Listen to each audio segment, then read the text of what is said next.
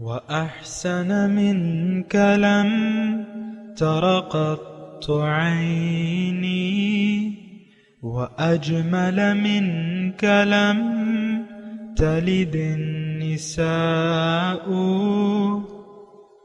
خلقت مبرأ من كل عيب خلقت مبرأ من كل عيب كأنك قد خلقت كما تشاء كتاب أنزلناه إليك مبارك ليدبروا آياته وليتذكر أولو الألباب۔ یہ کتاب برکت والی ہے جسے ہم نے آپ کی طرف نازل فرمایا ہے تاکہ دانش مند لوگ اس کی آیتوں میں غور و فکر کریں اور نصیحت حاصل کریں۔ اللہم صلی علی سیدنا محمد وعلی آل سیدنا محمد بعدد کل ذرۃ مئۃ الف الف مرۃ۔ سامعین و ناظرین کرام، السلام علیکم ورحمۃ اللہ وبرکاتہ۔ سامعین کرام، سورہ الحدید آیت نمبر 25 حصہ اول۔ موضوع: کیا ہم کو اللہ تعالیٰ نے صرف دنیا داری کے لیے پیدا کیا ہے؟ اس کے ساتھ آج کے سبق کا آغاز کرتے ہیں۔ سب سے پہلے گزشتہ سبق کا اعادہ ہوگا۔ ما اصاب من مصیبت فی الارض ولا فی انفسکم الا فی کتاب من قبل ان نبرأها ان ذلک علی اللہ یسیر۔ کوئی بھی مصیبت نہ تو زمین میں پہنچتی ہے اور نہ تمہاری زندگیوں میں مگر وہ ایک کتاب میں یعنی لوح محفوظ میں جو اللہ کے علم قدیم کا مرتبہ ہے اس سے قبل کہ ہم اسے پیدا کریں موجود ہوتی ہے۔ بے شک یہ علم محیط و کامل اللہ پر بہت ہی آسان ہے۔ لِكَيْ لَا تَأْسَوْا عَلَى مَا فَاتَكُمْ وَلَا تَفْرَحُوا بِمَا آتَاكُمْ وَاللَّهُ لَا يُحِبُّ كُلَّ مُخْتَالٍ فَخُورٍ۔ تاکہ تم اس چیز پر غم نہ کرو جو تمہارے ہاتھ سے جاتی رہی اور اس چیز پر نہ اتراؤ جو اس نے تمہیں عطا کی، اور اللہ کسی تکبر کرنے والے فخر کرنے والے کو پسند نہیں کرتا۔ الذین یبخلون ویأمرون الناس بالبخل ومن يتول فإن اللہ هو الغنی الحمید۔ جو لوگ خود بھی بخل کرتے ہیں اور دوسرے لوگوں کو بھی بخل کی تلقین کرتے ہیں، اور جو شخص احکام الہی سے روگردانی کرتا ہے تو بے شک اللہ بھی بے پرواہ ہے، بڑا قابل حمد و ستائش ہے۔ سامعین کرام، سورہ الحدید آیت نمبر 25 لفظی ترجمہ: لقد ارسلنا رسولنا بالبینات، ہم نے بھجوائے اپنے رسول واضح دلائل کے ساتھ، وانزلنا معهم الکتاب، اور ان کے ساتھ کتاب اور میزان۔ کتاب والمیزان، کتاب اور میزان نازل کی لیقوم الناس بالقسط، تاکہ لوگ انصاف سے قائم ہو جائیں۔ وانزلنا الحدید لیقوم الناس بالقسط، تاکہ لوگ انصاف پر قائم ہوں۔ وانزلنا الحدید، اور لوہا ہم نے نازل کیا، اتارا، فیہ بأس شدید، اس میں بڑا زور ہے، ومنافع للناس، اور لوگوں کے لیے منافع بھی ہیں، ولیعلم اللہ، اور تاکہ لوگ اللہ تعالیٰ دکھا دے لوگوں کو من ینصرہ ورسلہ بالغیب، تاکہ کون اللہ کی مدد کرتا ہے اور اس کے رسولوں کی بن دیکھے۔ ان اللہ قوی عزیز، اور اللہ تعالیٰ یقیناً بڑی قوت والا اور زبردست ہے۔ سامعین کرام، سورت کے اختتامی مضامین ہیں اور 25ویں نمبر آیت ہے۔ بنیادی طور پہ آپ نے دیکھا کہ یہ یعنی اس میں زیادہ تر مضامین جو ہیں وہ ایسے مومنوں کے لیے ہیں جو غیر مخلص تھے۔ ان کو مخلص بنانے کے لیے اللہ تعالیٰ نے مختلف انداز سے ان کے لیے آیات نازل کیں اور اس کا ہم نے مطالعہ کیا۔ آج کا جو سبق ہے سامعین کرام، اس میں ایک حکمت بیان ہو رہی ہے، یعنی ایک عمومی حکمت اللہ تعالیٰ نے اس میں دیکھیں۔ اللہ تعالیٰ نے انزلنا سے آپ شروع کریں نا، کہ ارسلنا رسولنا اور انزلنا معهم کتاب، میزان اور انزلنا الحدید، یہ 2-3 چیزوں کا تذکرہ ہے۔ بہرحال جو پہلا حصہ ہے، لقد ارسلنا رسولنا بالبینات، ہم نے بھجوائے رسول واضح دلائل دے کے۔ دیکھیں ایک بات جو ہے نوٹ کرنے کی ہے کہ انسان کیوں آیا ہے۔ سب سے پہلے یعنی اس آیت کو صحیح مفہوم کے مطابق جاننے کے لیے یہ جاننا ضروری ہے کہ انسان کو اللہ تعالیٰ نے عالم بالا سے اس دنیا میں کیوں اتارا ہے۔ یہ وہ سوال ہے، اکثر ہم یہ نہیں کرتے اور اس پہ سمجھنے کی کوشش بھی نہیں کرتے۔ لیکن دیکھیں ہر چیز یعنی سب سے پہلے بنیادی بات ہوتی ہے، اور بنیادی طور پہ فیصلہ اللہ تعالیٰ کا انسان کے یعنی روح کے متعلق یہ ہوا کہ اس کے لیے ایک کائنات بنائی جائے، اور اس کائنات میں ایک کرہ ایسا بنایا جائے جس میں تمام ظاہری زندگی کے سروائیول کے اسباب موجود ہوں۔ یہ جو آپ دیکھ رہے ہیں، سب کچھ دیکھ رہے ہیں، یہ اللہ تعالیٰ کی تخلیقات ہیں۔ یہ یعنی جو کچھ بھی آپ کو نظر آ رہا ہے، جو کچھ آپ استعمال کر رہے ہیں، کھا رہے ہیں، پی رہے ہیں، یہ سب اللہ تعالیٰ کی عنایات ہیں۔ اللہ تعالیٰ نے یعنی اپنے دستے قدرت سے یہ تمام چیزیں پیدا کی ہیں۔ یہ بات بھی اس بات پہ بھی ہم سوچتے نہیں ہیں، لیکن یہ ہے کہ یہ سوچنے کی ضرور بات ہے۔ دیکھیں کوئی اور کرہ تو ایسا نہیں ہے ہماری زمین کی طرح، نہ ابھی تک کوئی ایسا انسان معلوم ہوا ہے، بلکہ اللہ تعالیٰ نے قرآن مجید میں ہمیں یہ فرمایا ہے کہ وَسَخَّرَ لَكُمْ مَا فِي السَّمَاوَاتِ وَالْأَرْضِ، کہ تمہارے فائدے کے لیے میں نے یہ کائنات جو ہے مسخر کر دی ہے، آسمان یا زمین جو بھی ہے نا۔ تو ایک بات جو ہے یہ نوٹ کر لیں کہ یہ ایک اچھوتا کرۂ ارض ہے کہ جس پہ ایک زندگی ہے، جس پہ انسان ہے، اور وہ انسان یہاں سے نہیں آیا ہے، وہ کہیں اور سے آیا ہے۔ یہ بات بھی نوٹ کر لیں۔ ہم تو اپنے آپ کو کیڑے مکوڑے سمجھتے ہیں نا، حیوان سمجھتے ہیں زیادہ سے زیادہ، اور سارا خیال آج ہمارا جو ہے وہ ظاہر کا ہے کہ ہم ظاہر ہیں۔ ہم خود بھی اپنی حقیقت ظاہر کو قرار دیتے ہیں، یہ بات غلط ہے، ایسا نہیں ہے۔ ہماری حقیقت جو ہے وہ روح ربانی ہے، جو کہ عالم بالا سے آئی ہے۔ اب عالم بالا کے جو ہماری سمجھ میں نہیں آتا، لیکن ہے تو حقیقت، اور اس لیے سمجھ میں نہیں آ رہا کہ ہماری عقل جو ہے وہ مادی ہے، محدود ہے، مادی ہے۔ تو مادہ تو محدود ہے، اور محدود کی قید میں لامحدود نہیں آ سکتا، یہ بات بھی نوٹ کر لیں۔ یہ ایک بنیادی بات ہے۔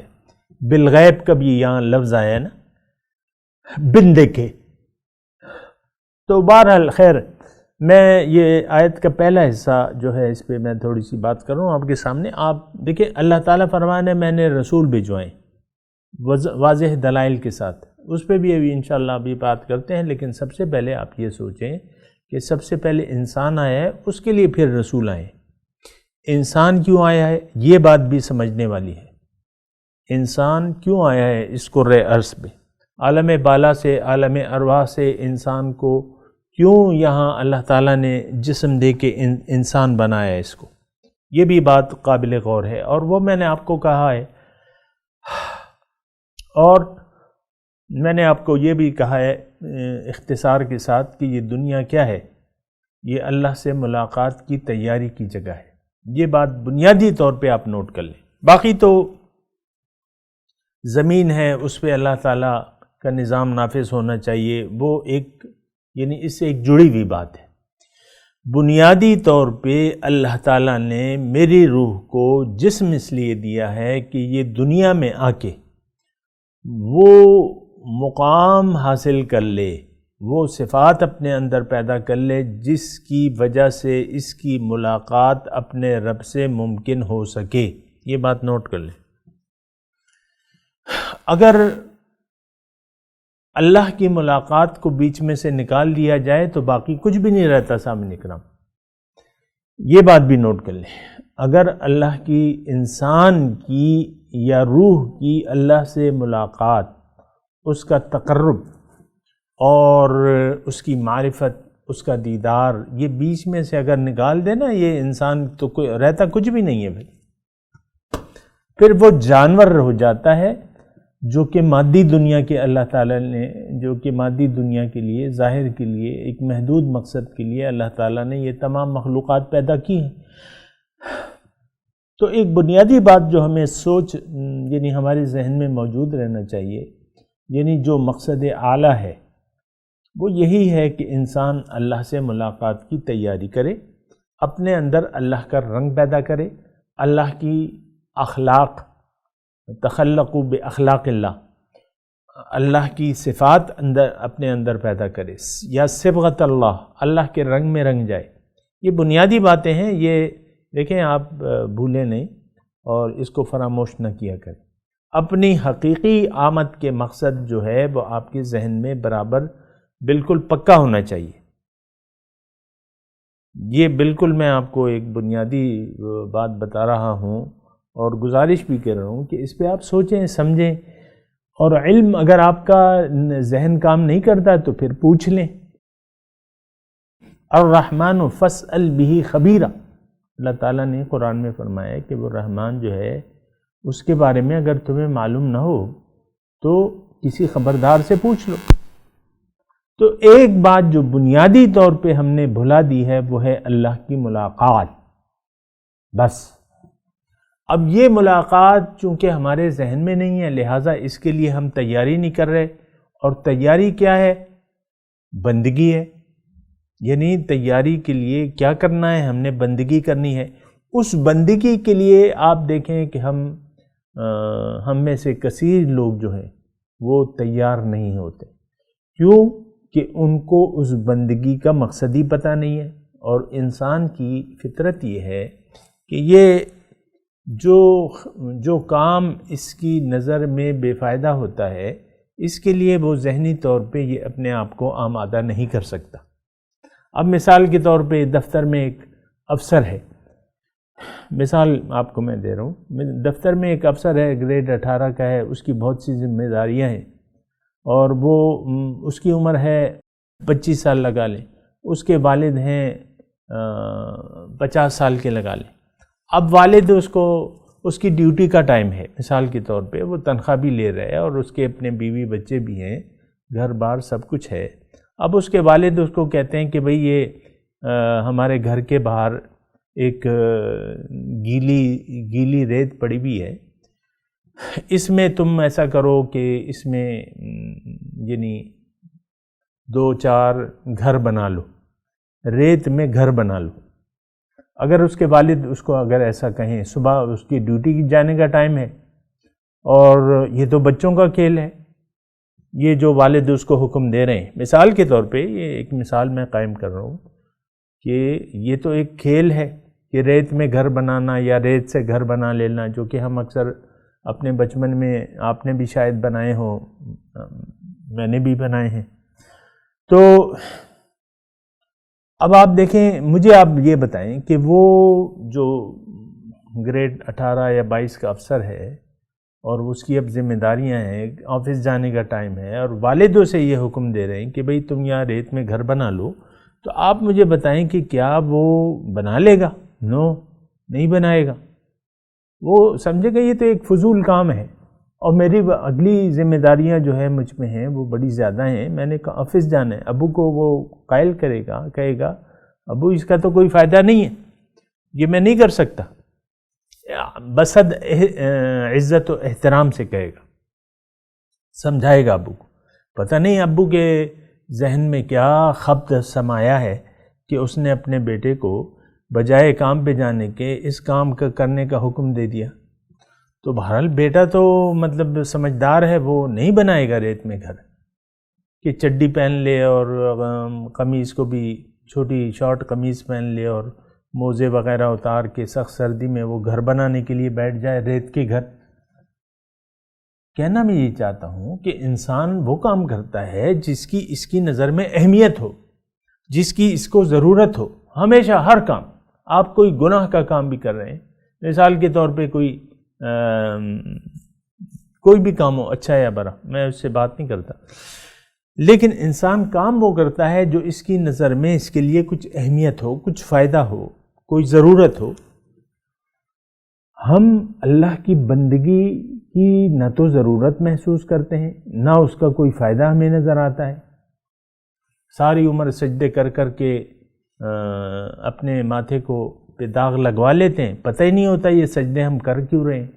اسی طرح ہم ساری زندگی دیکھیں ایک عبث پریکٹیکل کر رہے ہیں۔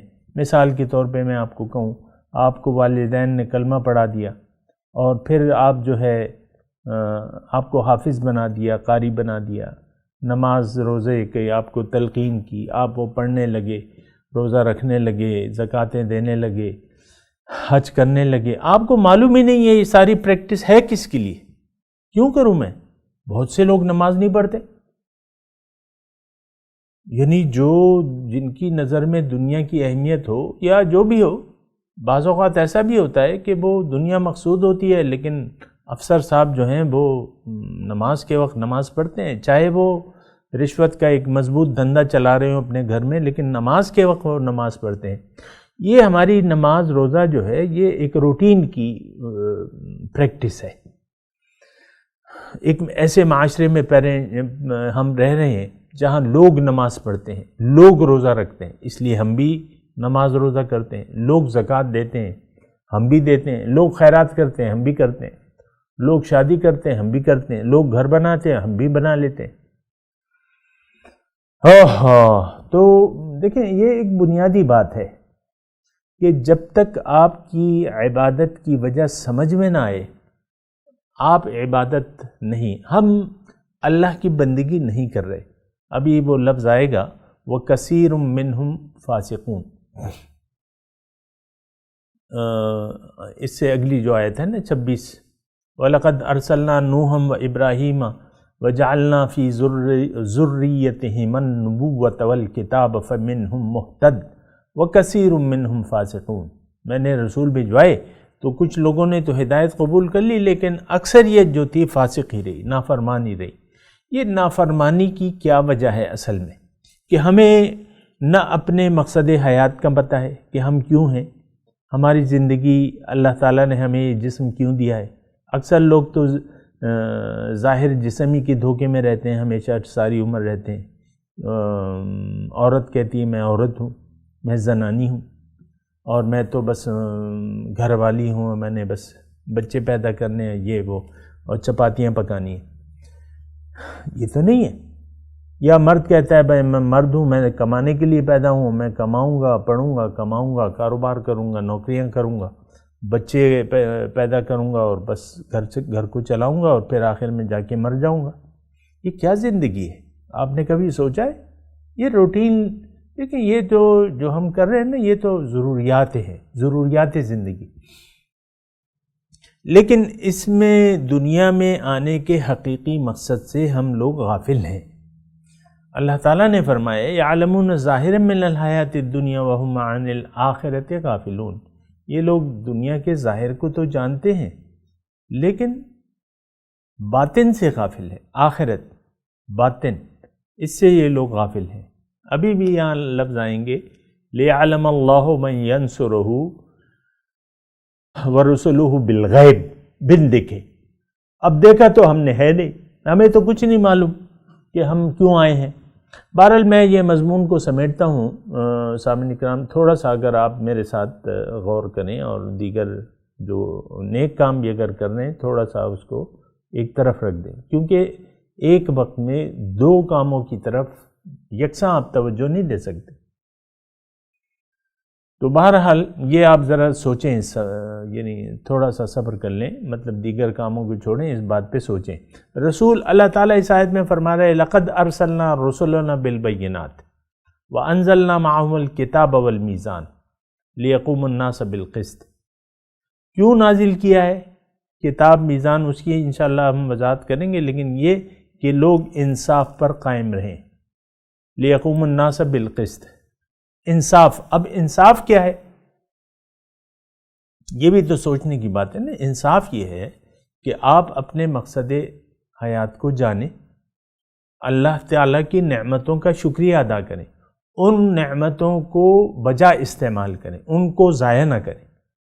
اب مثال کے طور پہ ایک گھر میں آپ کی دعوت ہوتی ہے اور آپ کے سامنے کھانا لایا جاتا ہے، مثال کے طور پہ تو پلاؤ ہے، اس میں زردہ ہے اور قورمہ ہے اور یہ وہ نا، آپ وہ جو ہے نالی میں ڈالنی شروع کر دیں، یا پرندوں کو یا کتوں کو بلا لیں، بلیوں کو بلا لیں، اور وہ دسترخوان جو آپ کے لیے آیا ہے آپ کتوں بلیوں کے سامنے رکھ دیں۔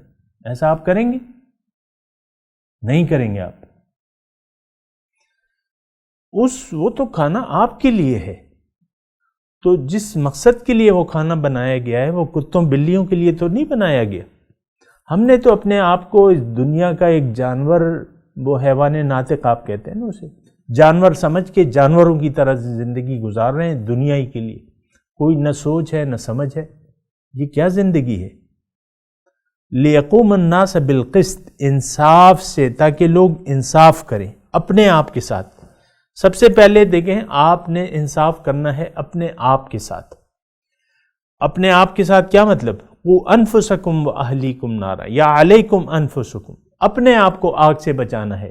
اور یہ بات بھی میں آپ کو کہہ رہا ہوں، نوٹ کر لیں، اگر ہم نے دیکھیں دنیا میں آ کے اگر ہم نے ہوش و حواس سے کام نہ لیا، عقل و دانش سے کام نہ لیا، کسی حق سنانے والے کی بات پہ کان نہ دھرا، تو آپ جو بھی آپ کو نعمتیں دی گئی ہیں آپ اس کے ضائع کرنے والے بن جائیں گے۔ آپ اس زندگی سے انصاف نہیں کر سکیں گے۔ زندگی دی ہے اللہ تعالیٰ نے آپ کو، نعمتیں دی ہیں، اس سے آپ نے انصاف کرنا ہے، اپنے ساتھ بھی اور لوگوں کے ساتھ بھی۔ یہ مضمون طویل ہے لیکن میں آپ کو اختصار سے بتا رہا ہوں کہ اللہ تعالیٰ یہاں فرما رہا ہے کہ دو چیزیں ہیں نا، کہ لِيَقُومَ النَّاسَ بِالْقِسْطِ، مقاصد اللہ تعالیٰ بیان کر فرما رہا ہے، اور پھر اللہ تعالیٰ فرما رہا ہے لِيَعْلَمَ اللَّهُ مَن يَنْصُرُهُ وَرُسُلُهُ بِالْغَيْبِ۔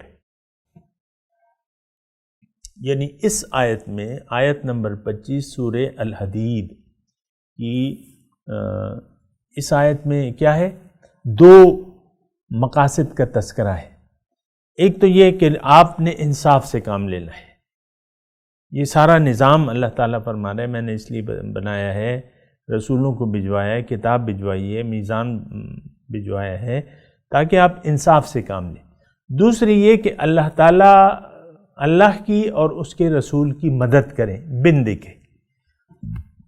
لِيَعْلَمَ اللَّهُ مَن يَنْصُرُهُ وَرُسُلُهُ بِالْغَيْبِ، تاکہ اللہ تعالیٰ معلوم کر لے۔ اللہ تعالیٰ کو تو معلوم ہے، لیکن اس کا مطلب یہ ہے اس آیت کا کہ اللہ تعالیٰ لوگوں پہ ظاہر کر دے کہ کون، یعنی زمانے کو پتہ چل جائے کہ کون اللہ کی مدد کرتا ہے اور اس کے رسول کی مدد کرتا ہے۔ اس کی ابھی ہم تفصیل کریں گے انشاءاللہ، لیکن یہ ہے کہ جو پہلا حصہ ہے آیت کا وہ ہم پڑھ رہے ہیں، لَقَدْ أَرْسَلْنَا رُسُلُنَا بِالْبَيِّنَاتِ وَأَنزَلْنَا مَعَهُمُ الْكِتَابَ وَالْمِيزَانَ لِيَقُومَ النَّاسَ بِالْقِسْطِ۔ اللہ تعالیٰ فرما رہے ہیں دیکھو میں نے اپنے رسولوں کو بھجوایا ہے واضح دلائل کے ساتھ، اب دلیل کس چیز کی ہے؟ یہ بات دلائل بالبینات، یہ دلائل کیا ہے؟ کس چیز کی دلیل ہے؟ یہ بھی تو آپ نے سوچا ہے دلیل کیا ہے؟ یعنی صاف صاف نشانیاں یا دلیل بالبینہ، یہ بڑی واضح بات ہے۔ اور سورہ بینہ میں ہے نا کہ لم یکن الذین کفروا من اہل الکتاب والمشرکین منفکین حتی تأتیہم البینہ رسول من اللہ یتلو صحفا مطہرہ، دوسری جگہ سورہ بینہ میں ہے۔ تو یہ بینہ کیا چیز ہے؟ یہ دلائل کس چیز کے ہیں؟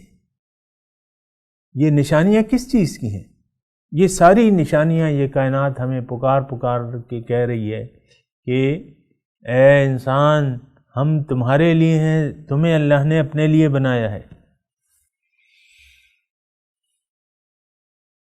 تمام کائنات ہمیں پکار کے کہہ رہی ہے اے انسان ہم تمہارے لیے ہیں، ہمیں اللہ نے تمہارے فائدے کے لیے پیدا کیا ہے اور تمہیں اللہ تعالیٰ نے اپنے لیے بنایا ہے۔ یہ دلائل ہیں، یہ نشانیاں ہیں اللہ تعالیٰ کی۔ سیب ہے، کیلا ہے، انواع و اقسام کے پھل ہیں، پھر انواع و اقسام کی سبزیاں ہیں، یہ مرچ ہے، یہ بھنڈی ہے، یہ توری ہے۔ یہ ساری چیزیں ہمیں زبان حال سے پکار کے کہہ رہی ہیں انسان ہمیں کھا تو لو، لیکن رب کو نہ بھولنا، رب کو نہ بھول جانا۔ رب نے تمہیں اپنے لیے پیدا کیا ہے، تمہیں اس کے لیے زندگی گزارنی ہے، اور تم نے یہ کہنا ہے کہ ان صلاتی و نسکی و محیای و مماتی للہ رب العالمین۔ تو یہ تم نے کہنا ہے، یہ نہیں کہ تم اللہ کو بھول کے زندگی گزارو۔ رسول آئے ہیں، انہوں نے دعوت الی اللہ پیش کی ہے۔ ایک بات آپ کے سامنے بالکل واضح ہو جانی چاہیے، تمام رسول آئے ہیں، انہوں نے دعوت الی اللہ پیش کی ہے اور اس کا طریقہ بتایا ہے، بندگی اور اطاعت رسول کی، تقوی، بندگی اور اطاعت رسول کی۔ ان اعبدوا اللہ واتقوہ واطیعون، پیغمبر کے الفاظ ہیں۔ لوگوں کو اللہ کی طرف دعوت دی ہے، اس کا طریقہ کیا ہے؟ اللہ کی طرف جانے کا یا اللہ سے وصال کا طریقہ کیا ہے؟ بندگی، تقوی، اطاعت رسول۔ سبحان اللہ۔ بہرحال یہ مضمون ابھی جاری ہے سامعین کرام، میں تلاوت کرتا ہوں، میرے ساتھ دہرائیے۔ اعوذ باللہ من الشیطان الرجیم، بسم اللہ الرحمن الرحیم۔ لقد ارسلنا رسلنا بالبینات وَأَنزَلْنَا مَعَهُمُ الْكِتَابَ وَالْمِيزَانَ لِيَقُومَ النَّاسَ بِالْقِسْطِ وَأَنزَلْنَا الْحَدِيدَ فِيهِ بَأْسٌ شَدِيدٌ وَمَنَافِعُ لِلنَّاسِ وَلِيَعْلَمَ اللَّهُ مَن يَنْصُرُهُ وَرُسُلَهُ بِالْغَيْبِ إِنَّ اللَّهَ قَوِيٌّ عَزِيزٌ۔ اب ان آیت کی تلاوت اور ترجمہ۔ لقد أرسلنا رسلنا بالبينات وأنزلنا معهم الكتاب والميزان ليقوم الناس بالقسط وأنزلنا الحديد فيه بأس شديد ومنافع للناس وليعلم الله من ينصره ورسله بالغيب إن الله قوي عزيز۔ We sent our messengers with the clear proofs, and we sent down with them the book in the balance, that humanity may uphold justice. And we sent down iron, in which is violent force and benefits for humanity, that God may know who supports him and his messengers invisibly. God is strong and powerful. اس کے ساتھ ہی آج کے درس کا وقت اختتام کو پہنچا. انشاءاللہ اگلے درس میں ملاقات ہوگی. وآخر دعوانا ان الحمد للہ رب العالمین. والسلام علیکم ورحمۃ اللہ وبرکاتہ.